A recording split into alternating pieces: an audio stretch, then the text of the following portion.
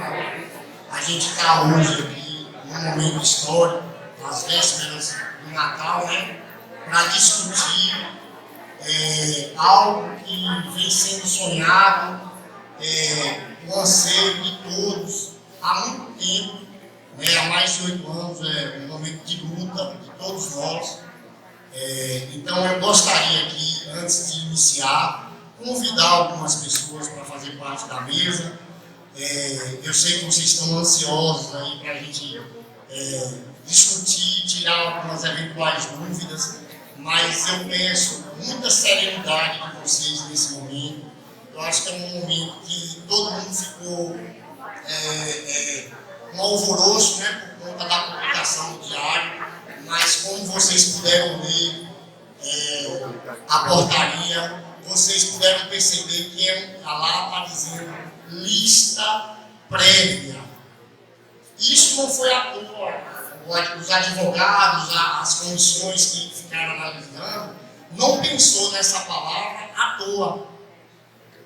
Essa palavra está aí para propiciar aqui, hoje, esse momento. E outros momentos que vão vir, que é o momento de diálogo e de debate, de discussões com vocês. Por isso que essa palavra está lá, lista prévia, né? Então, mais na frente a gente vai discutir. Então, de antemão, eu queria aqui convidar o excelentíssimo senhor prefeito, Aloysio, homem de coragem, que eu quero falar sobre ele. Eu gostaria de chamar os vereadores presentes, a vereadora Márcia, que está aqui representando o Legislativo também. Gostaria de chamar o secretário, chefe de gabinete, José Carlos,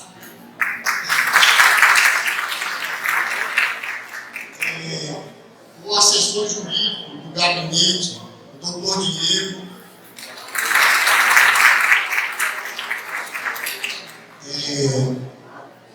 em nome de Maria, eu quero convidá-la, juntamente com o Adriano, que são os atuais diretoria da PLB Sindicato. Em nome deles, eu queria aqui tecer uma homenagem a todos os outros dirigentes da PLB, desde lá de Bira, não sei se ele já está aí, Bira, Caixinha, que foi um dos precursores lá em 2014, né, quando começou a essa luta, né, de 8 anos atrás. Caixinha, Bira e o nosso querido professor Beto, ele acho que está aí, eu vi ele aí, Beto, né? Tem mais alguém da direção e todos os componentes. Então, em nome dele, eu quero, em nome de todas essas pessoas, dirigentes que nos representam, eu coloco, nos representam, porque também eu sou professor, estou como secretário, mas sou professor. Então, em nome deles, eu gostaria de convidar o presidente da PLB e o vice-presidente Adriano para fazer parte da mesa também aqui e a gente começar nossos trabalhos aqui e tentar ser uma salva de palmas para a Maria e Adriano, né? Temos Caixinha, Bira e Beto está ali. Eu não sei, eu não vi o Bira, né? Eu acho que o Bira deve estar lá. Bira está lá, Bira. Então, em nome deles, a gente cumprimenta a Maria e estende essas homenagens a esses ex-dirigentes que também honraram a gente e lutaram por nós. Como eu falei, gente, antes de começar o trabalho, eu queria me dirigir a você agora. Me dirigir a você como secretário e também como professor, para agradecer esse momento histórico que você pôde propiciar com sua visão justa, né? Porque você foi sempre justo, ético com a gente. Quando a gente assumiu, você deu total autonomia. Então eu queria pedir público, como professor, lhe agradecer naquilo que quando a gente falou e quando você me convidou, eu falei que tinha as questões da classe, que eu como educador, como professor, também estaria lutando e abraçando a causa. E lá naquele momento, lá atrás, foi uma das coisas que você deixou claro. Rei, tudo que for correto, legal, estiver dentro da lei, é para ser cumprido. pedido é obrigação sua, é obrigação nossa. Então, em nome de todos os professores e em meu nome como secretário, eu queria lhe agradecer essa visão de valorização que você tem com a classe. Hoje a gente tem, como eu estava falando agora com o doutor Diego, ontem eu recebi ligações depois da Lapa, gente, pedindo o modelo usado por Macaúba, foi 5 do Mago, dizendo o passo lá que hoje nos está dando. Né? Uma luta de 9 anos, né, Caixinha? 9 anos vai completar em janeiro agora, que foi em 2014 que começou. Os passos largos que a gente adiantou o processo e a gente está caminhando. Hoje a gente tem um grande passo. Não quer dizer que essa caminhada acabou. A gente vai explicar aqui por que ainda a gente vai andar um pouco. E você, Luiz, é nome disso nosso. E hoje a gente teve já consulta de vereadores de cidade vizinha, já tivemos, como viram, não foi, Maria? Teve a presença de um vereador pedindo para saber que Macaúba estava sendo um exemplo nesse processo, nessa maturação e maturidade de diálogo, porque a gente está tentando resolver tudo administrativamente, sem judicialização, e é por isso que a gente está sendo transparente, olhando no olho dos professores, olhando no olho das pessoas e colocando a verdade, que é o que a gente quer, né? A verdade dentro da legalidade, para que lá na frente ninguém possa ser prejudicado, nem nós, professores, nem a Luiz como gestor, nem eu como hoje gestor da pasta, sofrer qualquer penalidade. Então esse é o intuito, é esse intuito dessa visão, então, de público. Eu agradeço muito a você, em meu nome, em nome dos funcionários da Secretaria, por essa ação de coragem e de reconhecimento que você está tendo com a classe de professores do município de Macaúba. Muito obrigado por essa coragem. Eu não sei se eu passo a palavra, se você quer dizer, ou a gente já começa e no final você fala, você quer dar uma fala da mesa, para depois a gente entrar. Eu só quero, boa tarde, né? Eu só quero agradecer a homenagem, as palavras que você disse a meu respeito, mas esse compromisso que nós fizemos desde o início realmente é para que a gente possa fazer o melhor de nós, né? E sempre pautado dentro da lei. O doutor Diego aqui ajudou muita gente, a equipe ajudou muita gente. A gente sabe de que como é difícil como é fácil você detener uma galinha no deserto e o quanto é difícil você pegar essa pena de volta. Então eu não quero fazer parte desse cenário. Nós não podemos, nem tanto a nossa parte, nem quanto o outro lado, porque se a gente faz uma coisa mal feita, lá nada me devolver. Então, talvez, com essa paciência e com essa competência, nós estamos construindo um processo que realmente, chegar no final, vai dar tudo certo. Então, você falou que nós fizemos essa lista prévia, né?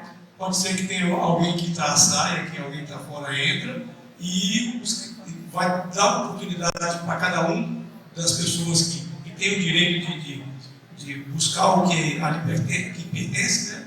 E no final da história, né, tudo dentro da comunidade. Então, a gente espera que venha outros precatórios, que a gente possa utilizar o mesmo critério, que a gente não gere um clima de insatisfação entre as pessoas que têm o direito. Então, é só isso, vamos para o trabalho. Né?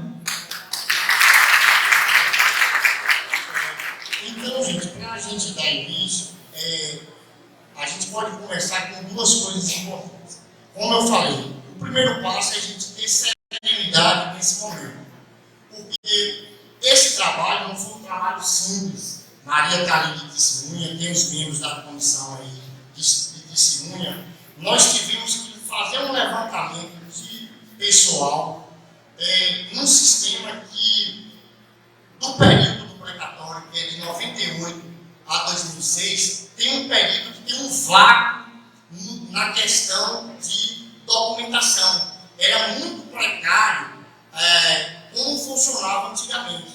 Então, é o primeiro fato que cada um de vocês tem que ter ideia. Nós trabalhamos com documentação que teria que estar desdobrando um pedaço de papel, juntando, para entender o que é que estava. Então, os documentos, todos físicos, muitos comidos por cupins, né, que estavam lá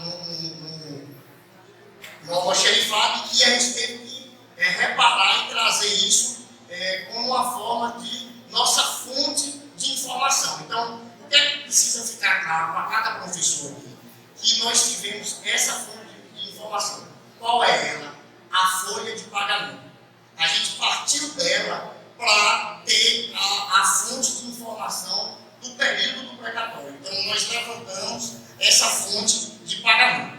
Como vocês sabem, por conta da dessa fonte de informação, já era previsto por nós, e nos momentos das nossas discussões, nós já praticamente identificávamos já ali naquele momento que ia ter reparos a ser feitos. E foi por isso que foi pensado a palavra prévia, e não definitiva, que virá posteriormente. Então foi por isso que foi pensada a palavra prévia. O que é a lista prévia? É uma lista que não é a definitiva. É uma lista que não ainda garantiu 100% os valores de meses que estão ali. Por quê? Por causa da escassez de informação que a gente tinha e humanamente era naquele momento possível para a gente adquirir. Porque era impossível para a comissão visitar todas as escolas, entender. Tem gente que está na lista, eu nem imaginava que foi professor. Como é que a gente ia adivinhar? Então, a gente tinha que partir de uma fonte de pesquisa. E essa fonte foi a lista, foi a folha de pagamento. Daí, a gente pede essa paciência e discussão. E foi nesse embrólio que a gente levantou que a gente quis colocar a portaria justamente amarrando e dando condição para que aqueles que se sentirem no direito de eventuais equívocos, eventuais meses que não tenham lá, a gente pensou tudo para fazer o quê? Esse momento, esse espaço de diálogo, que é o quê? É o que a portaria estendeu, que é o momento que a gente vai ter de 30 dias para dialogar. Imagine se a gente fizesse como o Estado, né? Chegasse, anunciou o precatório desses tantos meses diferentes. Como é que a gente ia contestar sem ninguém saber? Então, a gente resolveu fazer diferente. Eu já sei, a Luísa já sabe, a Maria já sabe, que no Estado já está tendo mais de 70 mil judicializações do precatório do Estado, porque pagou sem uma devida, o devido critério legal e dando essa oportunidade. Então, por isso que eu parabenizei você, Luísa, porque você fez e a gente, a PLB, as comissões, faça como é legal, e a gente foi bem assessorado pelo advogado também aqui, que a gente tem que ter, além do doutor Diego, doutor Ramon da PLB e doutor Cláudio, que nos ajudou bastante, juntamente sob a orientação do doutor Diego, nos orientando e fazendo fazer tudo pelo chão. Podemos demorar 1 ou 2 meses, ou mais, ou o que for, mas vamos fazer com segurança para a gente chegar forte e chegar ao resultado que todos nós queremos. Então, partindo dessa premissa, que a gente pensou e elaborou a lista. Nós não vamos aqui, aí a gente vai fazer a gente elaborou a portaria. Nós não vamos fazer aqui a leitura dos considerandos, que é mais a fundamentação do que tem de lei que amparou, que a gente buscou para amparar esse pagamento, né? Inclusive a vereadora Márcia está aí, com um projeto de lei municipal autorizando, quer dizer, a gente se fortaleceu de uma gama de legislação que nos garante fazer tudo correto. Então a Câmara de Vereadores também participou desse processo, a gente convidou os vereadores, alguns vereadores para estarem aqui nesse momento, e aqui está sendo representado pela vereadora Márcia, e isso é importante, a gente andar junto, porque são eles que legislam e que fazem as leis, mas a portaria foi uma ação nossa, né, pensada por nós. Então,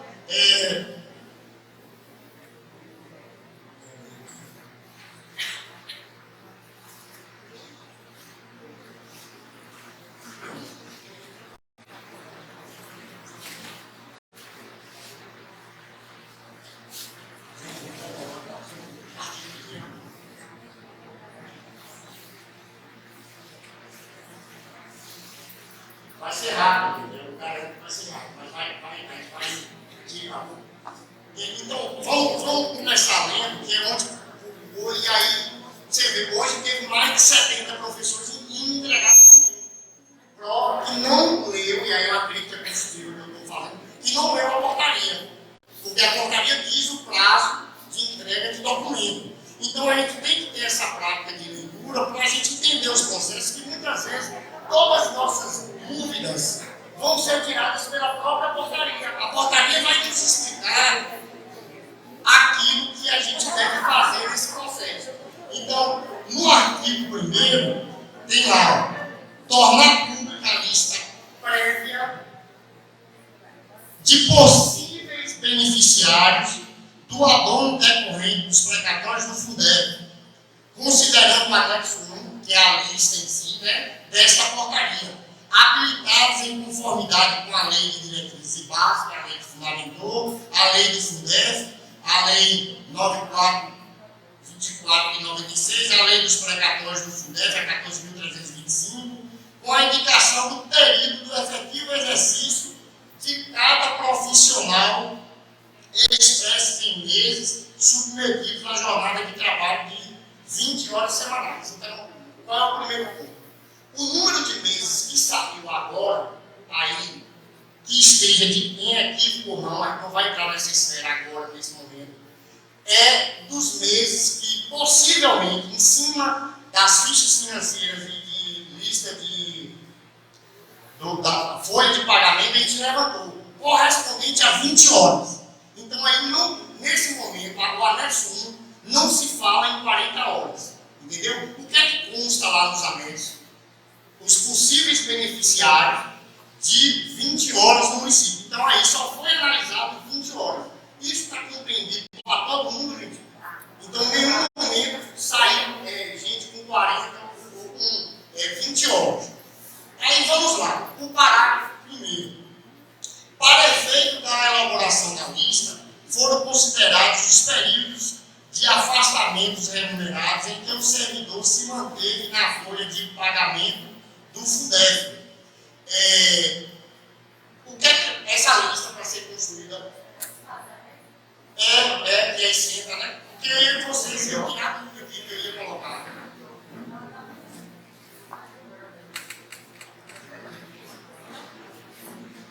Então, a lista foi considerada os professores que estavam nessas coisas, tanto efetivos como não efetivos. Né? É isso que traz o parágrafo 1. O parágrafo 2º considera-se um mês de efetivo exercício um período de mais de 15 dias. Hoje já tem uma pergunta para mim sobre isso. Então, qual é o mês? O que é que vai ser considerado de mês? Tudo aquilo que der mais de 15 dias. 15 dias não, porque é a palavra mais. Então, se eu estou, meu ato de posse foi no dia 17 de março, eu pedi março. Porque o que me resta é menos de 16 dias. Compreendido isso aí? Então, o que é considerado como mês?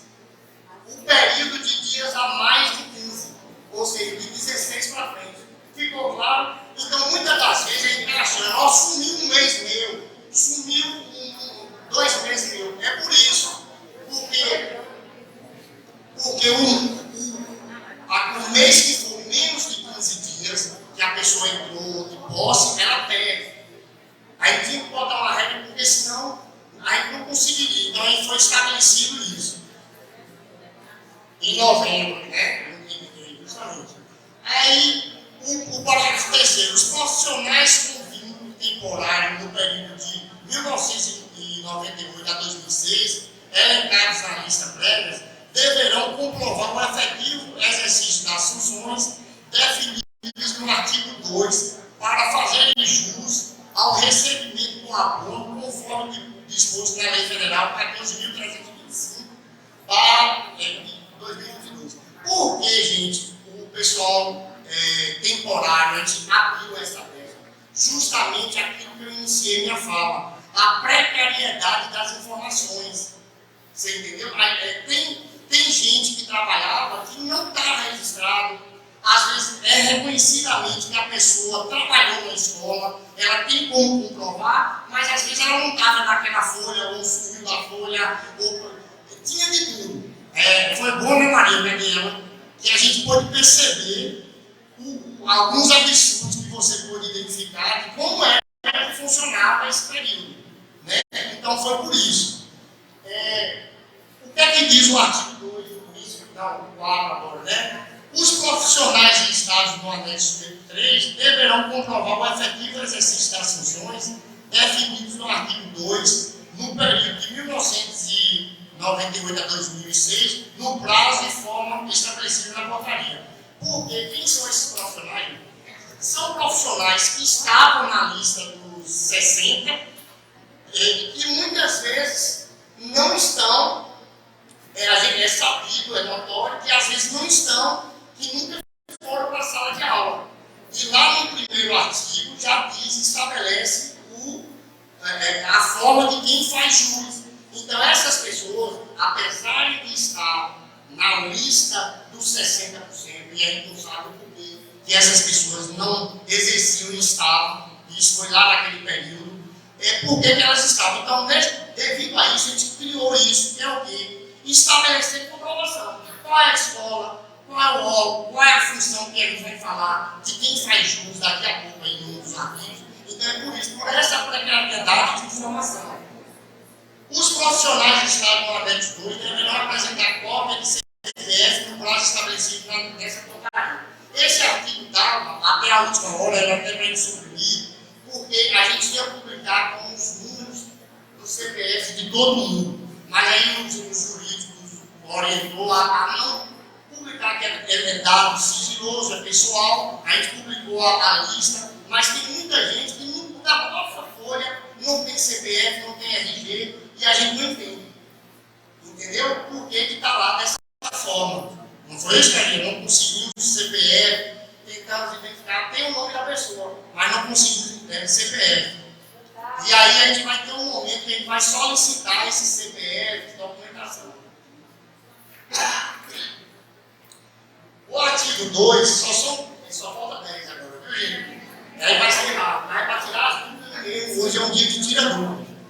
Em conformidade com o artigo 47A, parágrafo 1 da Lei dos Precatórios do Fundef, e com o artigo 67, parágrafo 2 da Lei de Diretrizes e Bases da Educação, farão jus ao abono decorrente dos precatórios do Fundef os profissionais do Magistério Público Municipal que se encontravam em efetivo exercício na educação básica da rede pública municipal de Macaúbas entre janeiro de 1998 e dezembro de 2006, com vínculo estatutário, seletista ou temporário nas seguintes funções: professor, diretor escolar, né, vice-diretor, coordenador pedagógico. Por quê, gente? Porque no próprio artigo 2, se vocês tiverem a curiosidade das leis que citam, é o que fundamenta, por exemplo, a lei do Fundef. Quem fazia parte dos 60 são os profissionais que estavam diretamente ligados a cunho pedagógico.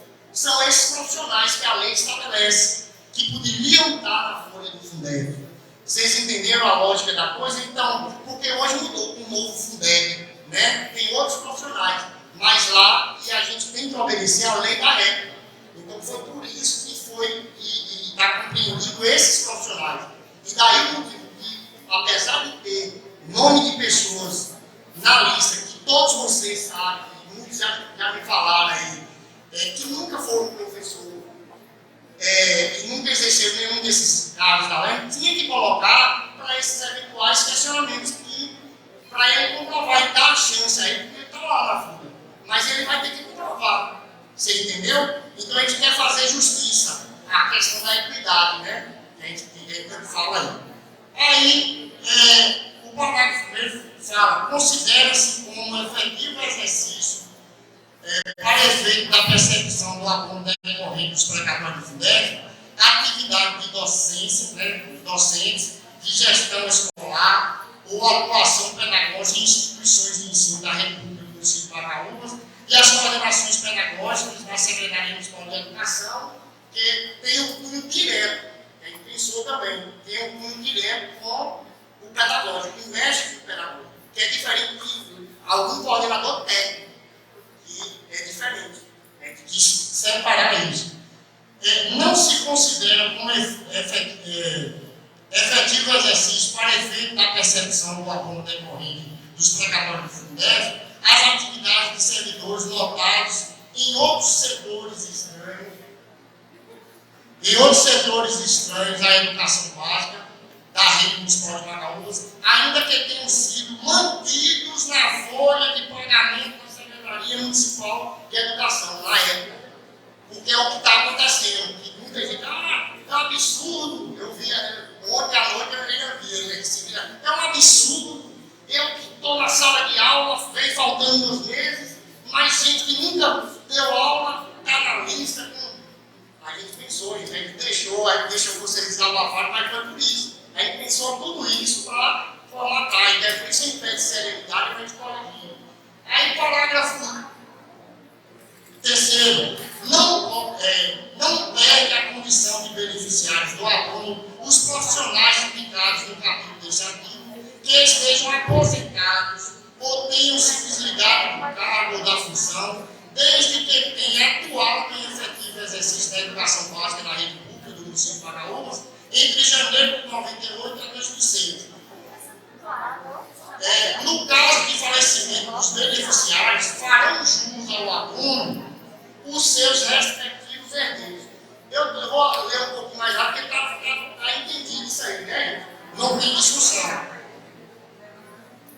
O artigo 3º fala o seguinte: o aluno a ser pago a cada profissional será proporcional à jornada de trabalho e ao período de efetivo exercício da educação básica da República Municipal de Paraúbas entre janeiro de 98 e dezembro de 2006, de 20 ou 40 horas semanais nas funções específicas do capítulo 2 do artigo dessa portaria.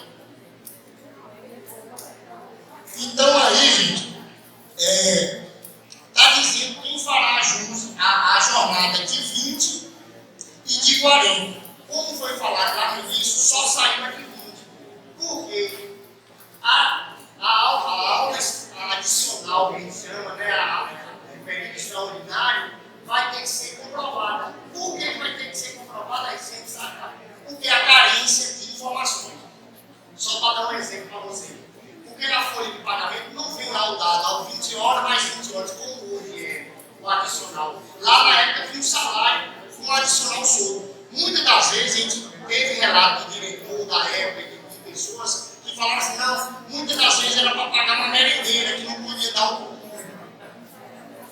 nome dela para ela apresentar como rural, ou era para comprar um gás, era para não sei o quê, não sei o quê. E aí não poderia ir pelo valor. Por isso que a gente vai cobrar essa comprovação da aula extraordinária.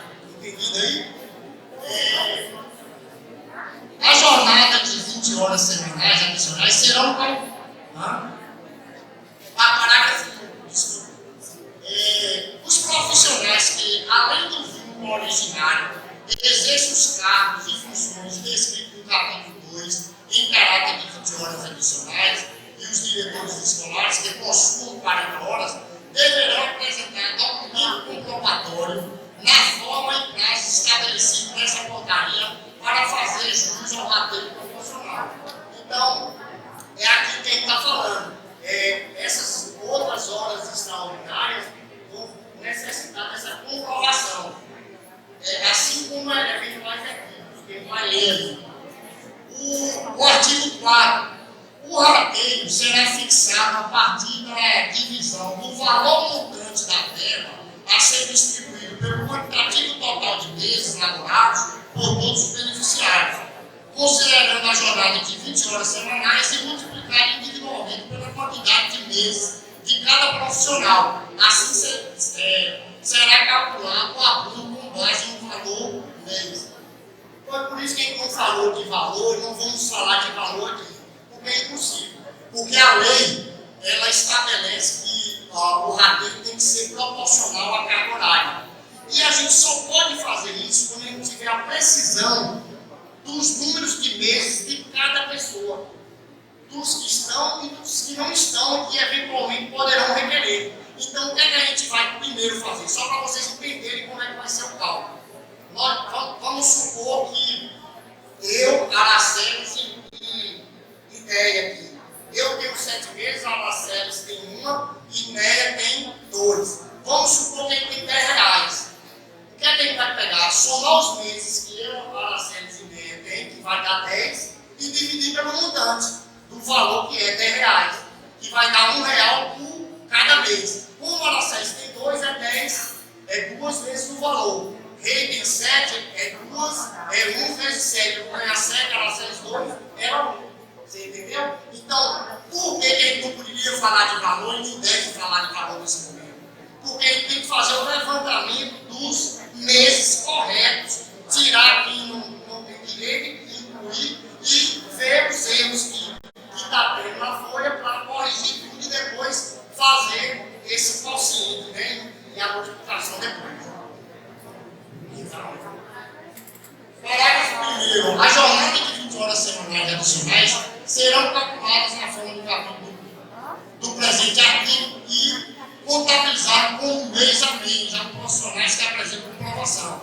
A jornada de 40 horas semanais será contabilizada a partir do valor mês aos profissionais que apresentam comprovação do período de efetivo exercício. Eu já expliquei, né? O artigo 5. Os profissionais interessados poderão apresentar, e aí eu vou começar a entrar as dúvidas, né? Aí que agora eu vou pegar a atenção de cada um de vocês. Poderão apresentar requerimento conforme o modelo do anexo 4, aí depois vocês podem consultar, a fim de solicitar sua inclusão na lista de beneficiários, de comprovar a jornada de 20 horas semanais adicionais, 40 horas semanais, ou de retificar a quantidade de meses, comprovando-se o período de efetivo exercício na educação básica da rede pública do município de Macaúbas, de janeiro de 98 a dezembro de 2006. Ou seja, tudo aquilo que a gente viu, vai ser corrigido, aí foi pensado. Então, todo mundo vai ter a oportunidade de ver aquilo que está em forma de equívoco de cada um. Então, é por isso que a gente vai ter serenidade, vamos ter paciência que vai ser resolvido. Se o prazo não der, já aconteceu com Maria, a gente pode prorrogar mais o prazo para fazer tudo corretinho. Mas o importante é que o diálogo do município com a categoria está sendo estabelecida. A gente vai andar com uns passos firmes para que lá na frente não erre. Então, isso vai ser garantido. Aí no parágrafo 1 fala: os requerimentos e documentos apresentados serão analisados e julgados conforme disposto no artigo 8, que vai estar lá na frente. Artigo 6. Para a comprovação do disposto nos parágrafo 3º e 4º do artigo 1º, parágrafo 1 do artigo 3º e no artigo 5º, será necessária a apresentação da declaração da direção escolar atual da instituição de ensino, onde exerceu a atividade, acompanhada de cópia de folha de frequência, de livros de ponto ou de cadernetas escolares. O que é que está dizendo esse artigo 6? Vamos escutar. O que é que está dizendo esse artigo 6? Lembra que eu falei da precariedade de documentação que a gente dispunha? A gente vai desamparar o professor nesse momento, vai falar: não tem documento aqui, você não vai. Não. A gente pensou, e a PLB, a comissão pensou: não, vamos, junto com o setor jurídico da prefeitura, do doutor Diego ali, não vamos dar outros meios de comprovação. Quais seriam esses documentos? A própria escola. Porque para a gente era difícil ir em todas as escolas conferir, era humanamente possível. Isso ia ficar em tempão. Assim dizer, as escolas que foram extintas, né? Outras que foram nucleadas. Então, todos esses casos a gente pensou. Então, o que é que a gente fez?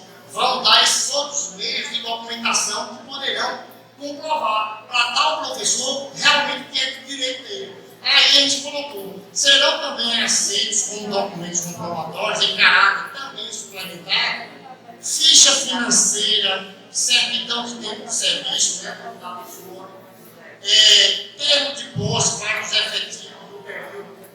O pessoal aí que estava aí com dúvida, eu só fui só o termo de posse, mas não provava não o meu termo de posse aqui, ó.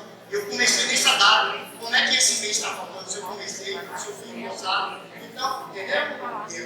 Então vai dar certo, termo de posse, cargos de nomeação e exoneração para quem tinha cargo de confiança, como os diretores da época, né? Eles vão poder pegar os atos de nomeação da época e apresentar para os cargos de direção, coordenação, outros documentos equivalentes que comprovam a efetiva atividade.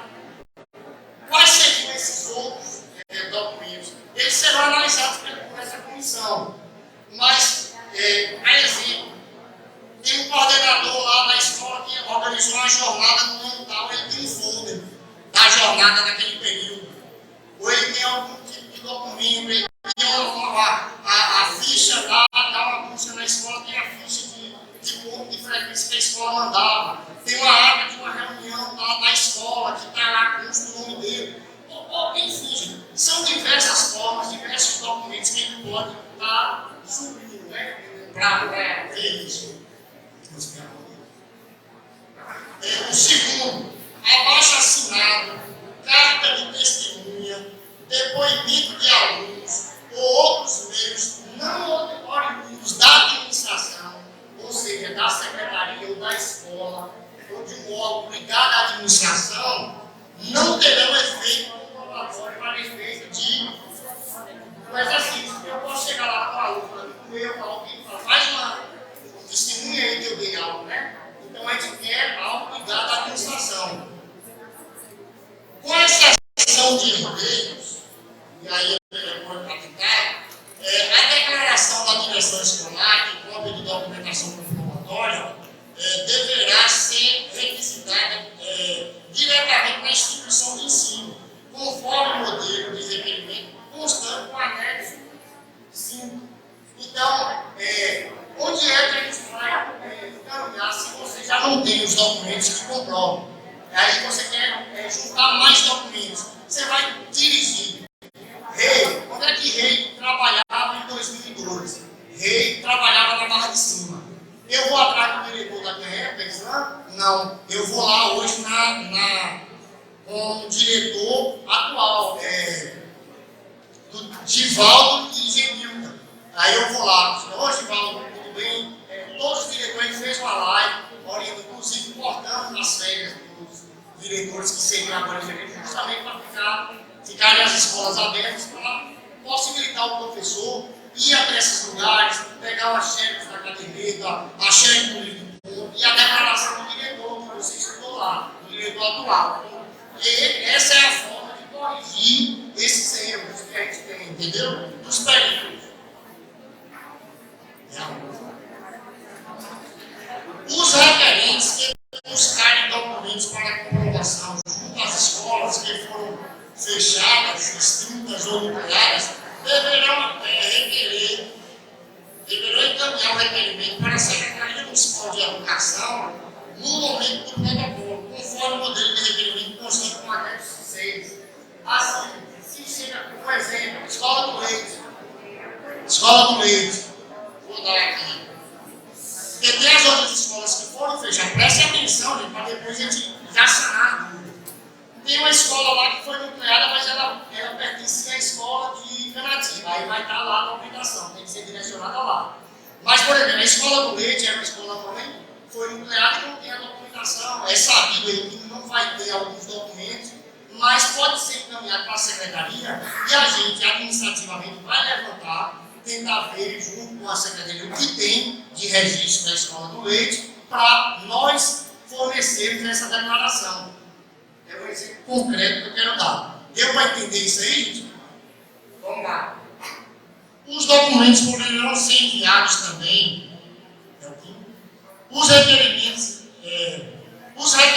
residentes em outros municípios poderão apresentar ou solicitar documento por meio de representantes do tipo de procuração específico para esse fim, acompanhados de cópia de documentos de identidade e outorgante do procurador.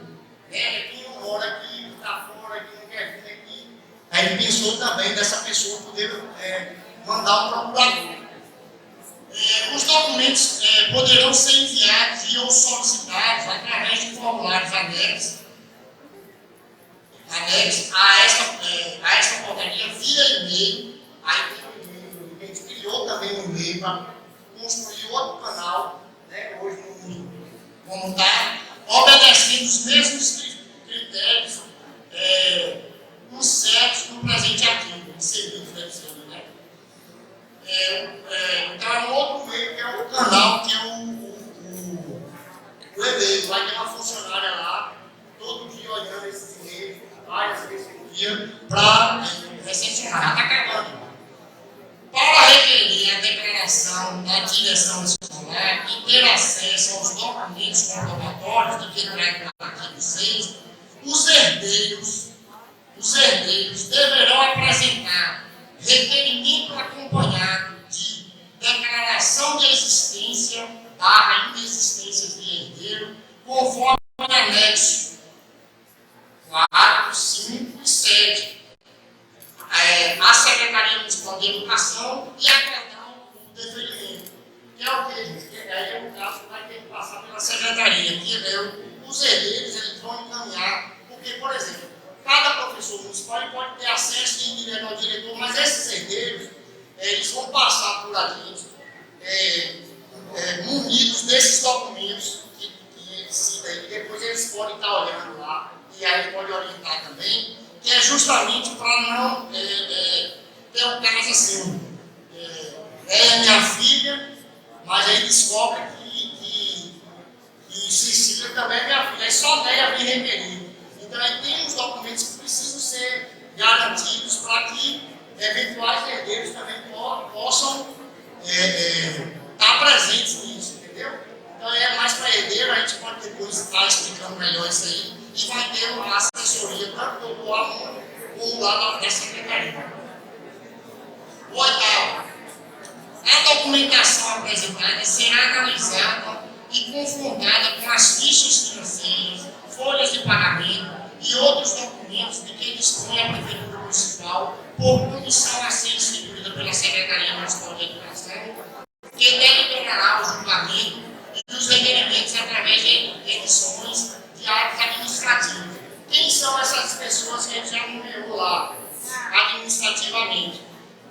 Presidente do Conselho do FUNDEF, presidente do Conselho de Educação, presidente da PLB Sindicato, representando são esses aqui. Isso. Eu falei. E representante da secretaria. Quem serão essas pessoas? Foi a Alzina, que é representante do Conselho, Maria, Caixinha, representando a secretaria, e Edilson, até a vigência do mandato dele, que é 31. Havendo a mudança dele, ele substitui por um novo presidente, ele sai agora dia 31. Então, essas pessoas, elas, juntamente com o jurídico, vão estar fazendo essa avaliação, né, dessa comunicação apresentada. A decisão emitida pela comissão julgadora não caberá recurso administrativo. Os requerimentos e documentos comprobatórios de que tratam o artigo 5 e 6 deverão ser entregues no auditório da sede da Secretaria Municipal de Educação, situada na rua do Manuel Vitor, número 406, centro da cidade, entre os dias 26 de dezembro de 2022 e 27 de janeiro de 2023, das 8 às 12, das 14 às 17. Parágrafo 1. Aqueles que não apresentarem requerimento e comprovação no prazo determinado no capítulo desse artigo farão jus ao abono, conforme a lista definitiva a ser publicada em janeiro de 2023. Acho que não tem dúvida isso aí, não, né? As listas constantes nos anexos 1, 2 e 3 têm caráter preliminar e poderão ser retificadas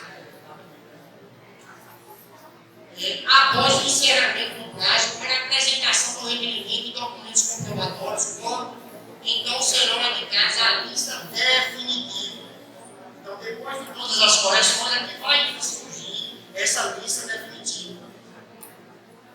Ratificada. Corrigir novamente.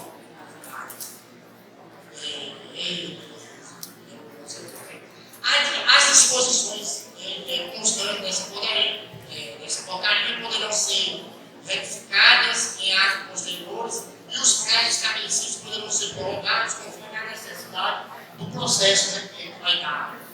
A convocação e a regulamentação para o pagamento serão editados juntamente com lista definitiva após o encerramento do prazo para a apresentação dos documentos no período, artigo 13, no período de 26 de dezembro de 2022 a 27 de janeiro de 2023, as escolas e colégios municipais permanecerão abertos em horário normal, de segunda a sexta-feira, das 7h30 às 12h, das 13h30 às 17h, para que vocês possam estar levando esses documentos.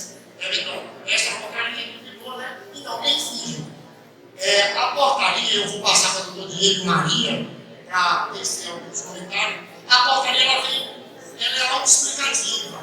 Ela vem corrigindo, eu sei que tem algumas demandas, se for o caso, a gente pode abrir e tirar dúvidas, mas eu vejo que está bem claro, bem simples de entendimento.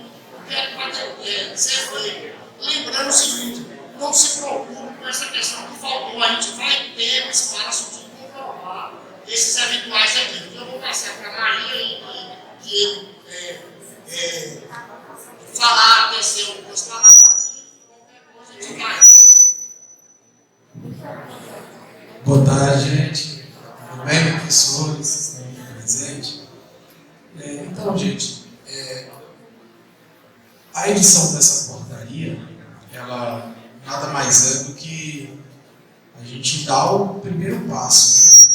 Criar um procedimento para que a gente possa fazer o pagamento dos precatórios devidos aos professores. Né? Criamos um procedimento simples, e uma das coisas que às vezes pode gerar dúvida, e eu acredito que é o que mais é a relação dos nomes ali. Às vezes, meu nome não está ali, eu trabalhei nesse período, só consta um mês. Então, o que acontece? A portaria foi publicada, agora vocês vão poder trazer a conhecimento da administração, né, informações que nós não conseguimos identificar até então. Então, ninguém vai ser prejudicado, absolutamente ninguém. E também, secretário, eu nem iria falar, mas uma das coisas importantes também é que às vezes a administração também, de forma equivocada, pode ter colocado algum nome lá.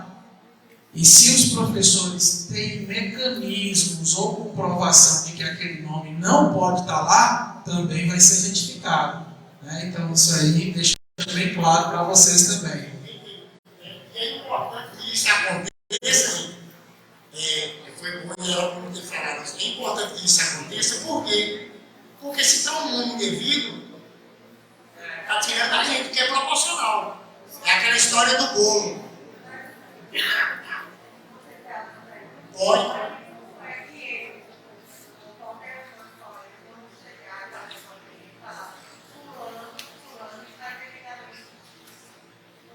Se você tem conhecimento, entendeu?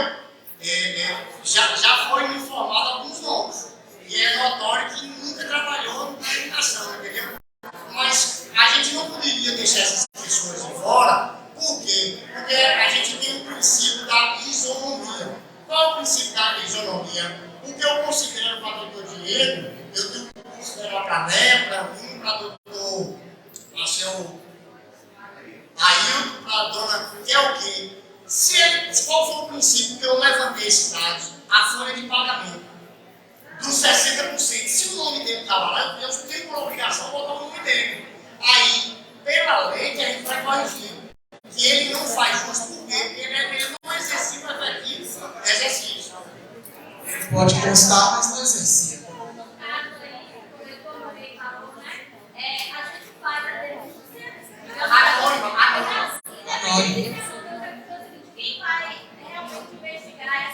A comissão. É.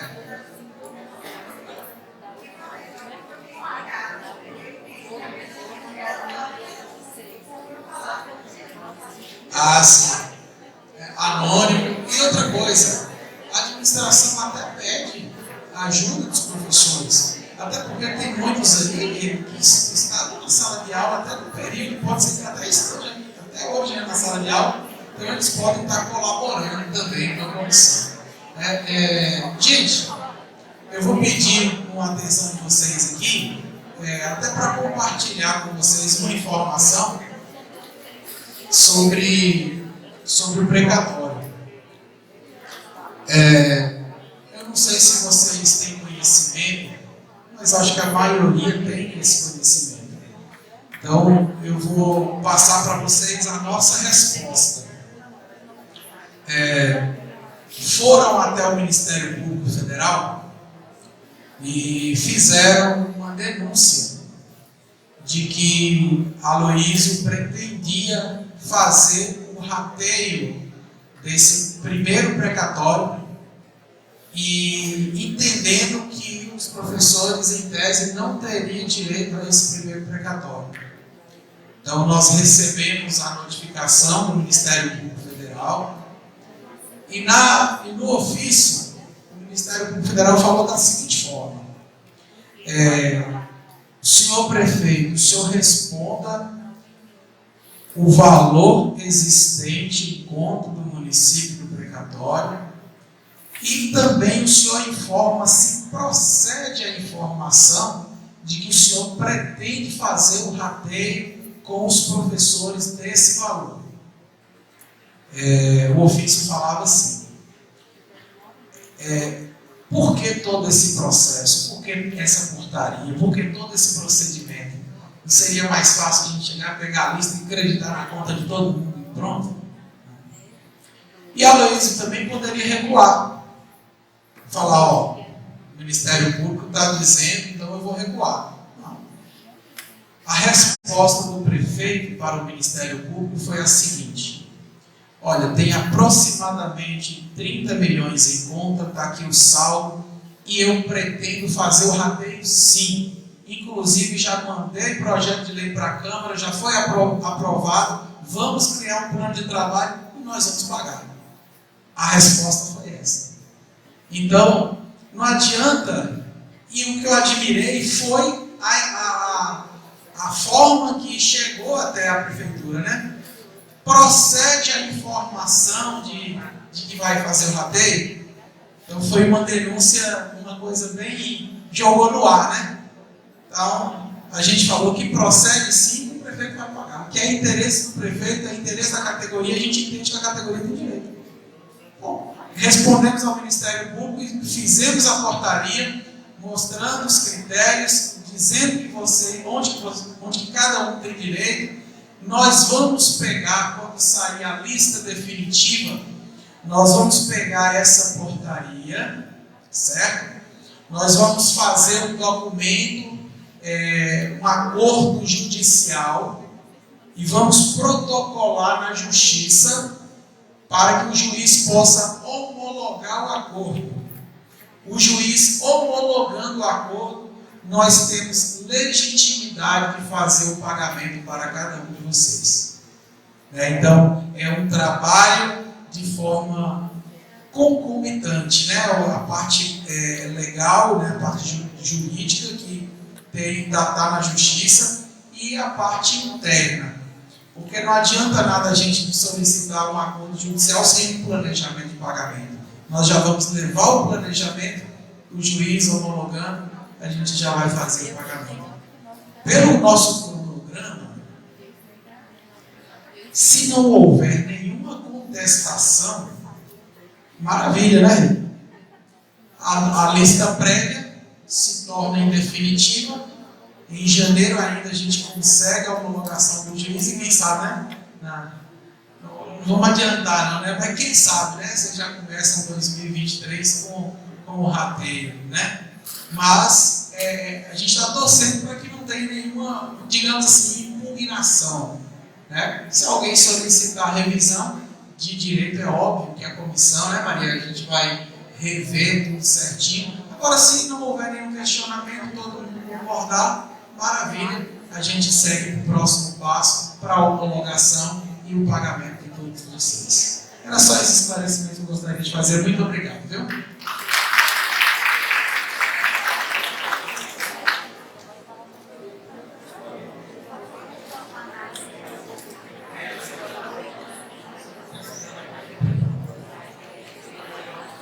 Boa tarde, pessoal.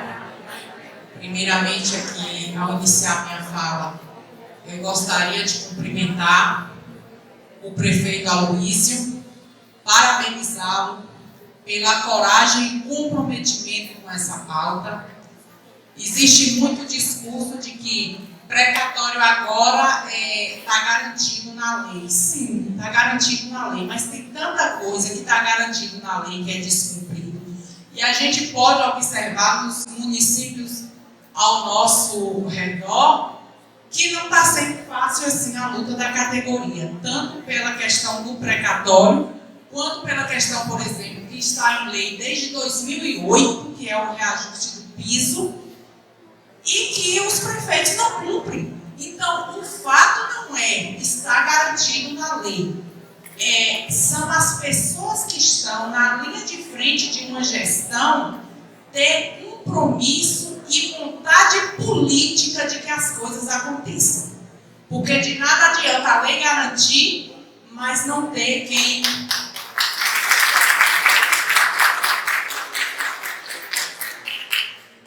De nada adianta a lei garantir e não ter quem abraça a causa. Nós poderíamos estar muito bem solitários, lutando sozinhos, ou então num embate político, como tivemos em outro tempo, por uma questão que é direito nosso. Mas convenhamos que o momento mudou, e nós caminhamos hoje numa mesma linha de pensamento para garantir o direito da categoria que está posto em lei, mas se não houvesse esse compromisso, essa lei não seria cumprida e vocês podem ter certeza disso. Aproveitar aqui para saudar também os colegas que compõem as comissões. Nós temos a comissão representante de cada ano de concurso, tem nos apoiado bastante nas nossas discussões, nas nossas lutas em relação a essa demanda. Nós temos também a comissão que foi instituída pela prefeitura, que tem aí várias representatividades, e essa comissão vai precisar estar em ação agora nesse período de protocolo de documentos, de análise documental, porque esta comissão do município precisa acompanhar também esse trabalho, como vai ser feito. Alguns membros vão fazer a análise e outros vão acompanhar como essa análise está sendo feita. Dizer que em nenhum momento o nosso objetivo foi fazer com que servidor ou A ou B ficasse prejudicado.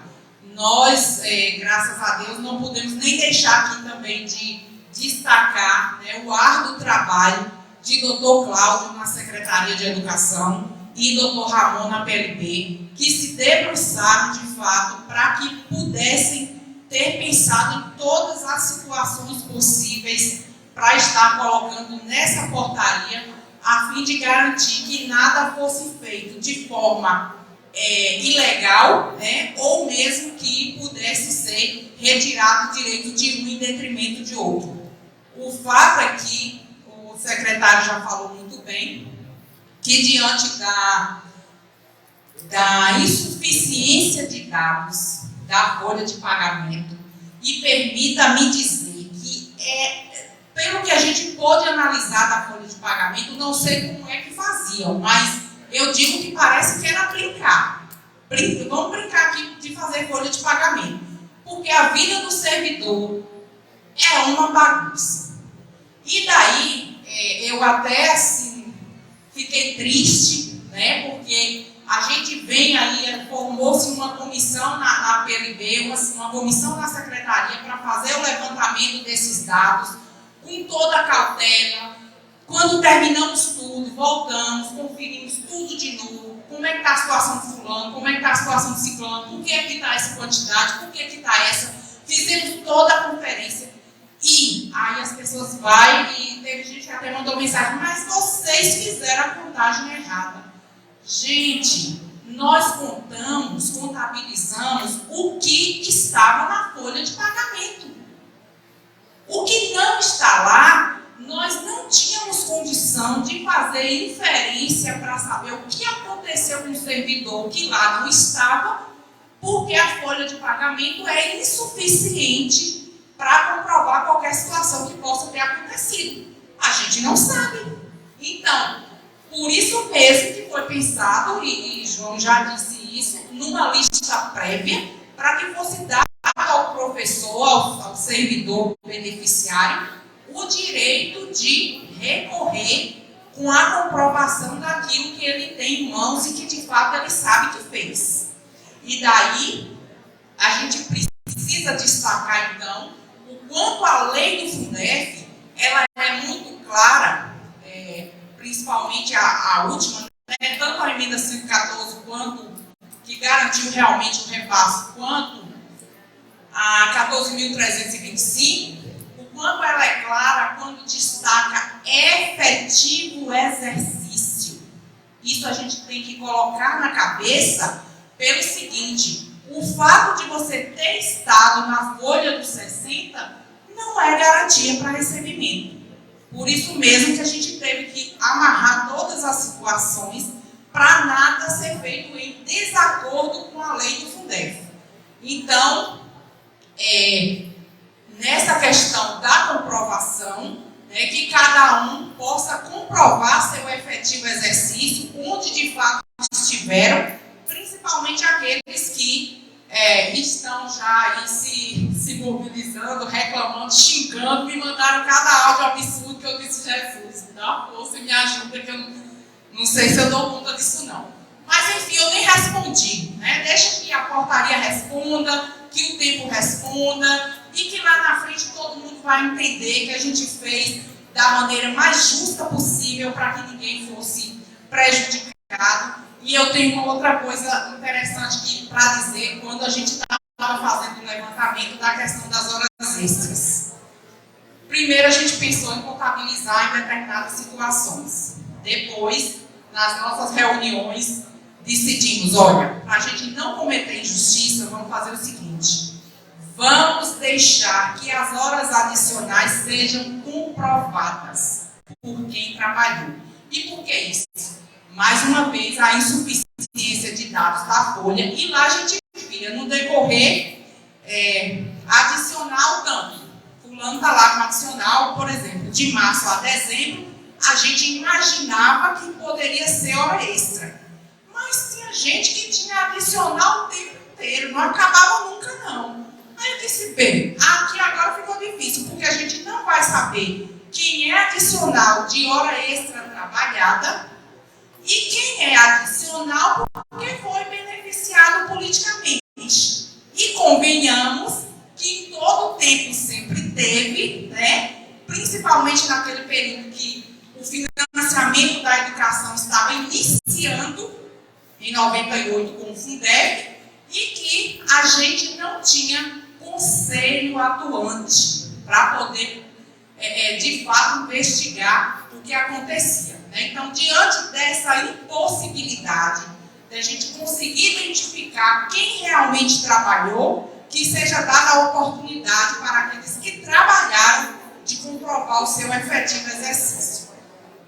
E, no decorrer,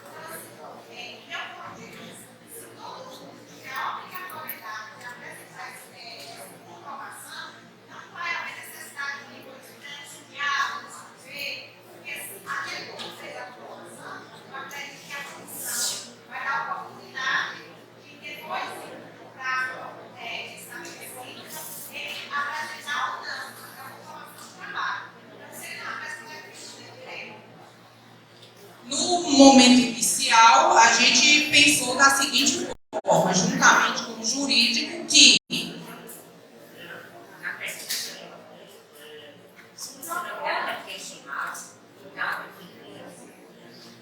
para dizer o seguinte, a gente fez esse levantamento com as 20 horas e daí nós pensamos, aquele que não identificar lá na sua contagem de meses nenhum problema, tá com 20 horas, tá tudo ok, realmente você trabalhou, é aquilo ali, não tem o que reclamar, pronto, aguarda o próximo prazo, o próximo passo, que é a portaria de pagamento.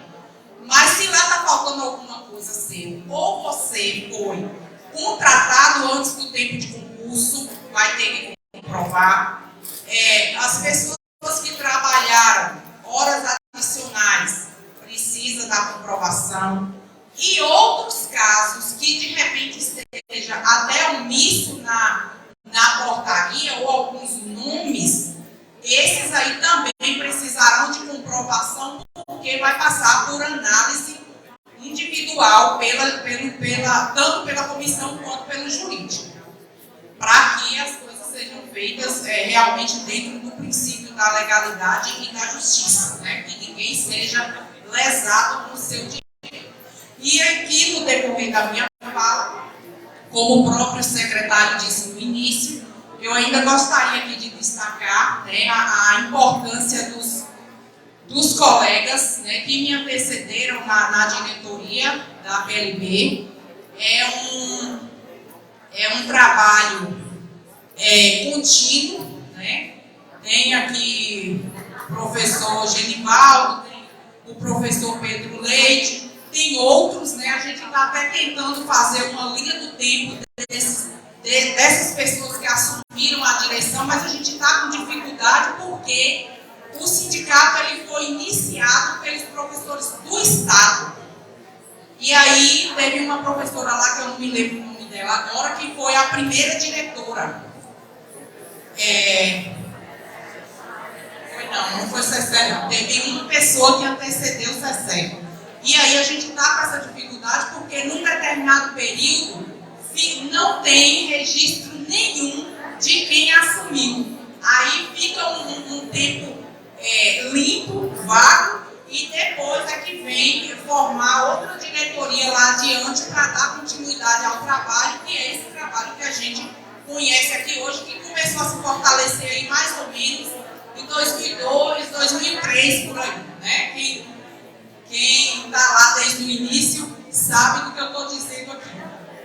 Então, assim, todas essas pessoas que passaram pela direção da PLB teve a sua importância, momentos diferentes, lutas diferentes, formas de lutar diferentes também, né? Porque depende muito do contexto, a atuação do sindicato.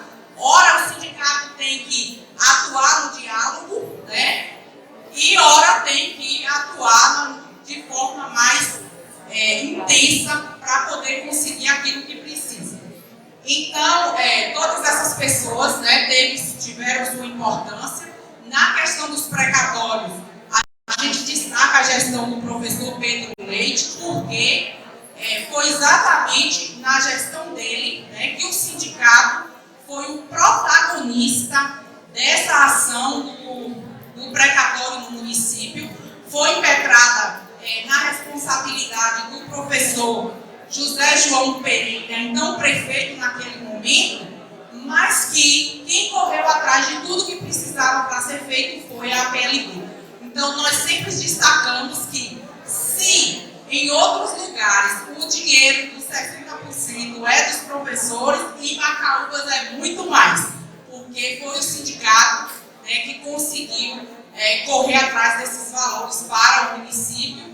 E então, daí a nossa legitimidade é muito maior por estar lutando por esse precatório, como de fato já bem uma reta final, né, da gente chegar lá no nosso objetivo.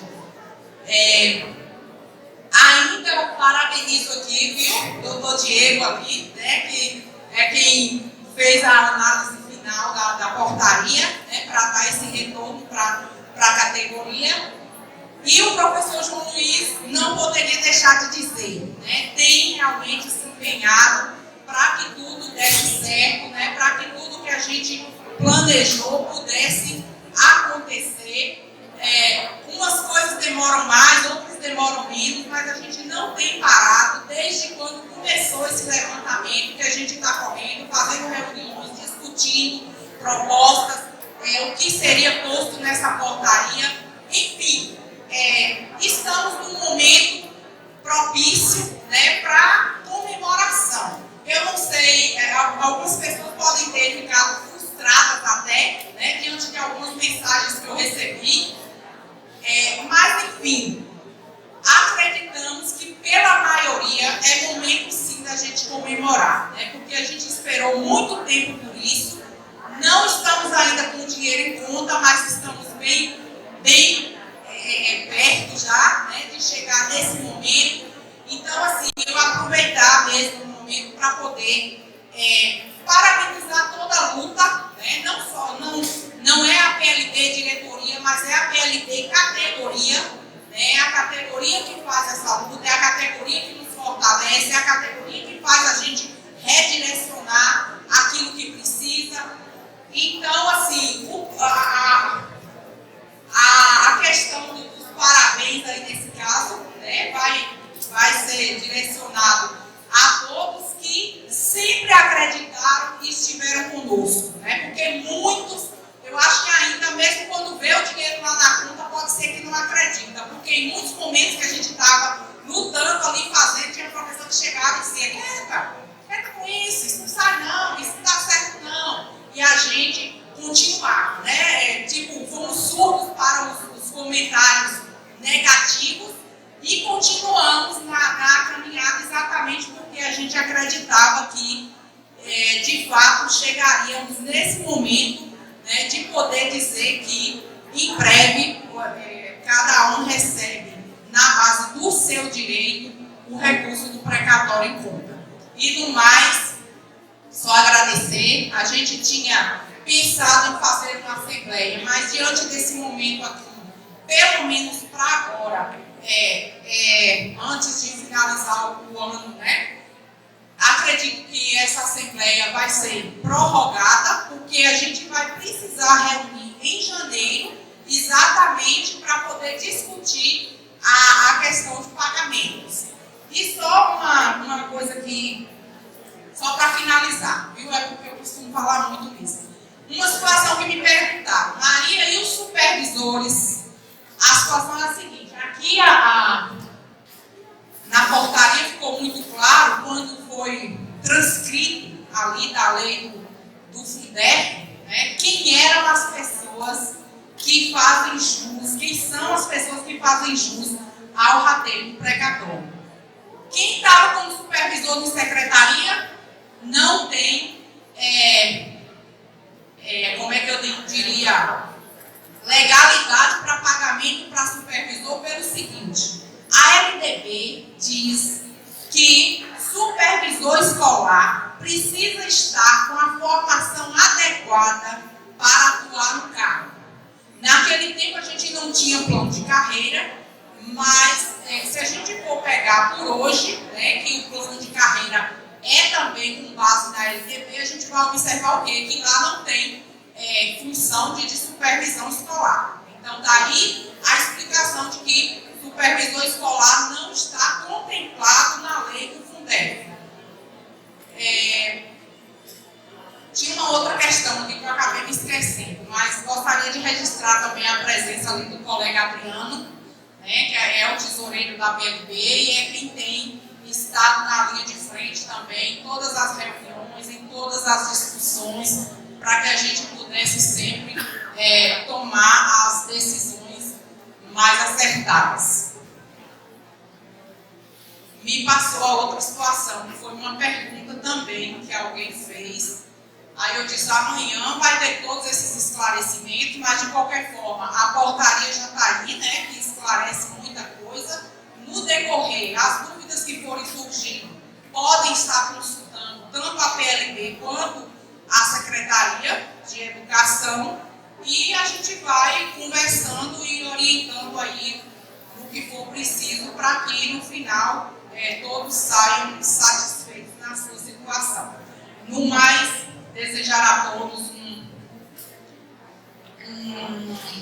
Feliz Natal, um ano novo próspero. Eu vou abrir para alguns questionamentos, mas, assim, dizer que estamos finalizando, né, esse ano letivo, algumas coisas ainda por resolver, mas consideramos que nós conseguimos dar um salto, né, em algumas questões. A gente tem aí, por exemplo, a questão dos servidores que foram exonerados.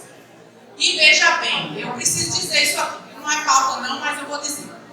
Dos comentários que saíram dizendo que a prefeitura fez com o aval da PLB. Gente, a PLB não faz lei, não legisla, é isso mesmo a palavra, não legisla sobre lei nenhuma. A lei que decidiu a retirada dos aposentados do serviço público é uma lei federal, foi uma decisão do STF, exatamente pela discussão que travaram aí nos municípios em relação a quem aposentou antes de 2019, que foi a reforma da Previdência, continua. Depois de 2019 tem que sair. Aí começou a briga, fica, sai, quem fica e quem sai é que era a confusão nos municípios. E quando existe essa situação de não conseguir a lei atender a realidade de forma igualitária para todos, o STF precisa legislar sobre a situação. E foi isso que aconteceu. O STF deu uma posição geral dizendo não, todo servidor aposentado pelo regime geral da Previdência Social deve ser desligado do serviço público. Ponto final. É essa a decisão. Aí não tem que dizer que foi com o aval da PLB. A PLB, nesse sentido, não tinha nada a fazer. Porque como é que a gente vai lutar contra o STF? A outra situação é dizer que a gente fez, a gente interviu na situação, nós orientamos a cada servidor o que teria que ser feito, né, diante daquela situação, conversamos com a gestão, na pessoa aqui do professor João, para que fosse garantido a esses servidores os direitos que eles ainda não tinham usufruído. E é importante dizer que isso é inédito. Por quê? Porque em outros tempos, servidores foram aposentados, saíram do serviço público e não receberam mais nada. O que ficou para trás ficou. Licença-prêmio, tudo que ficou, não recebeu. Então, hoje é um momento diferente. O STF mandou todo mundo sair, sim, mas os direitos que estavam em pendência foram garantidos para essas pessoas, graças à intervenção da PLB. Então, eu acho que o discurso precisa ser modificado nesse sentido. E agora, para encerrar mesmo, viu? Desejar aí um bom finalzinho de ano aí para vocês, né? Um ano novo cheio de prosperidade e paz. E que a gente possa sair daqui desse momento muito mais no intuito de se ajudar, né? Um ajudar o outro, do que tá tecendo comentários que, ao invés de ajudar, vai nos atrapalhar. E por que eu digo isso? O nosso jurídico já consultou até, né, o juiz em relação à homologação do processo. O juiz disse o quê? Olha, se tiver as duas partes de comum acordo, aqui pra gente é sem problema. Então, assim, cabe a nós, categorias, saber equilibrar até os comentários. Porque tem gente que faz os comentários que olha assim e pensa, difícil. E aí, de repente, até o que a gente fala pode comprometer. Porque ao invés das pessoas acharem que a gente está uma categoria unida por um mesmo objetivo, podem achar que cada um está com uma picuinha por um lado.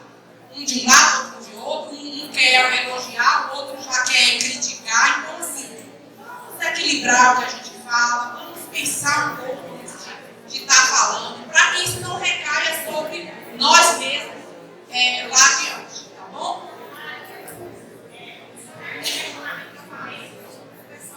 Finalmente,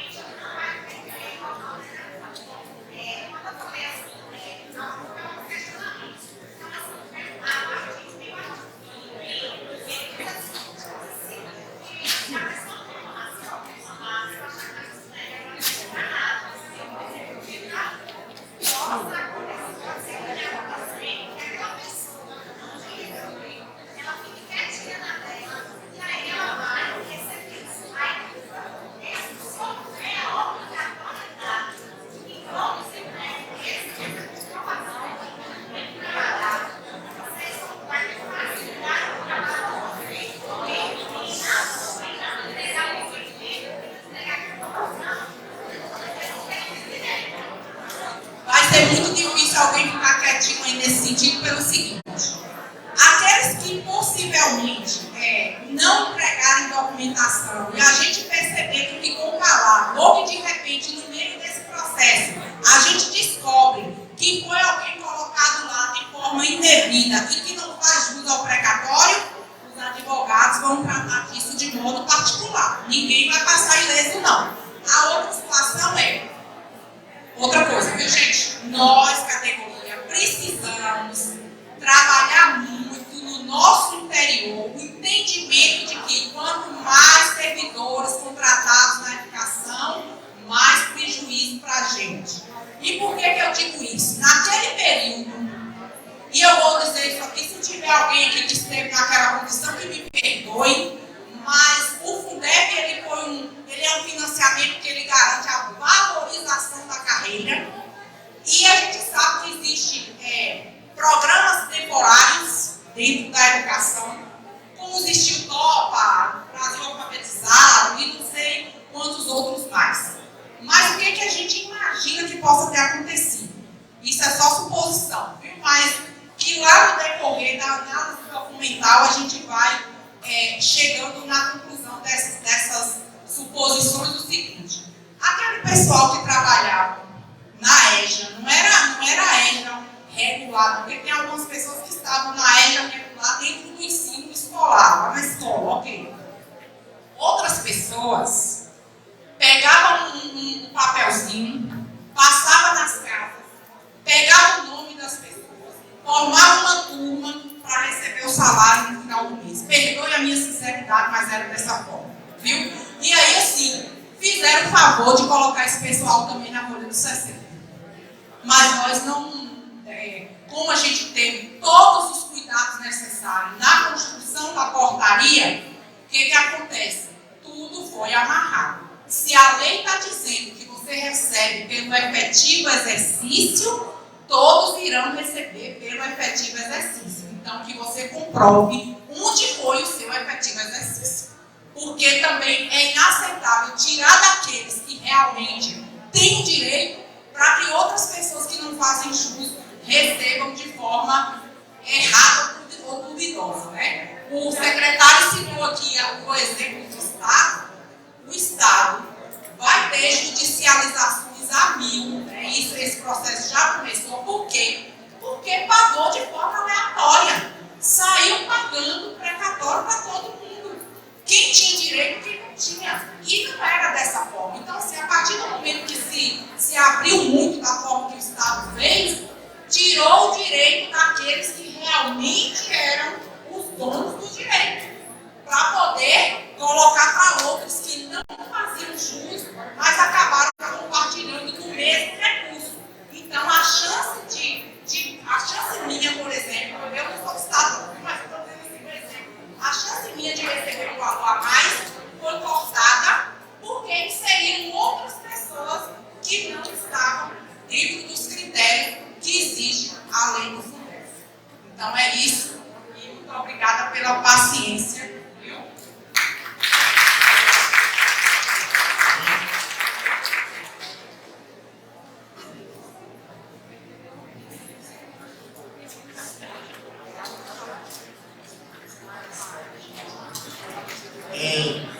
Doutor Diego está fazendo uma observação, o seguinte, que essa lista prévia foi a lista identificada.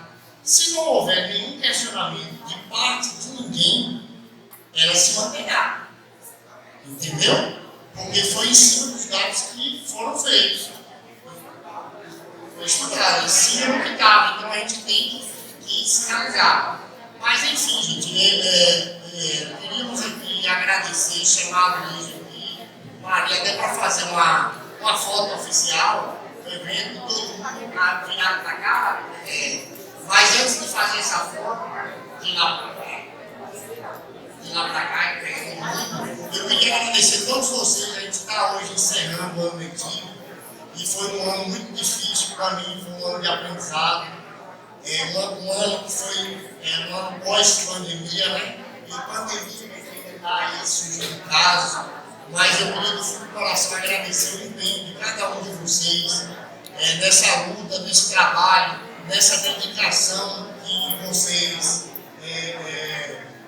mostraram lá na ponta, fazendo a educação acontecer. Então, em nome do prefeito Aloysio, em nome da Secretaria de Educação, a gente agradece todos vocês, profissionais da educação. Um Feliz Natal, um próspero ano novo de alegrias, de ventos como esse de hoje, ventos que estão soprando em nosso favor, em benefício da nossa categoria, que isso não pare só no precatório. Para que vocês tenham uma ideia, nós estamos aí com vários projetos de melhoria na educação, não só desse reconhecimento e valorização de vocês, mas também de condições de estruturas, como vocês viram, de reforma.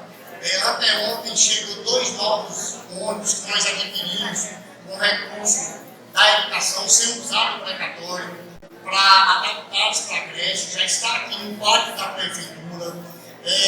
Nós estamos para dar a hora de serviço da escola recreativa, já foi feita a licitação, não temos, por conta do período chuvoso e final de ano e Natal. A ampliação da creche, as 2 creches já estão em fase de conclusão para dar a hora de serviço também agora em janeiro. Tirando os alunos de uma condição precária, que era a creche adaptada, o anexo, e a gente foi até notificado pelas condições inadequadas, e aí a gente vai ampliar a creche, as 2 creches, a Leobrina e a América Costa, criamos 7 novas salas, e dá uma estrutura para recepcionar os alunos com qualidade. Estamos com um projeto e aí é uma surpresa depois que a gente está nesse projeto de construção de 15 quadras poliesportivas por todo o município, entre elas aqui na sede das escolas do Selma Nunes e do Selminha, nós estamos aí para ver se faz um centro educacional para reuniões, jornadas pedagógicas que o município de Macauás não tem, e aí ele pretende usar esse recurso do precatório que tem da parte dos 40% para essa construção. Enfim, temos vários projetos de capacitações, vamos ter a jornada pedagógica de fevereiro, então a gente agradece mesmo e vamos juntos. Eu acho que se nós estivermos juntos, porque vocês são os braços da administração lá na ponta. Se a educação vai mal, não é o governo que é o isso que vai mal. Somos nós todos responsáveis pela educação. Cada professor, cada agente público faz parte da administração pública, independente da bandeira político-partidária. Então a gente tem que apagar essa ideia e prestar o melhor serviço, porque nós somos agentes públicos. E de tal forma devemos fazer de tudo para que o serviço público melhore. Né? Por quê? Porque é isso que as pessoas que estão lá na ponta esperam da gente, de nós profissionais, de nós agentes públicos. Então vamos lá, né? Tu quer falar alguma coisa, tirar foto? Então muito obrigado por estar falando, né?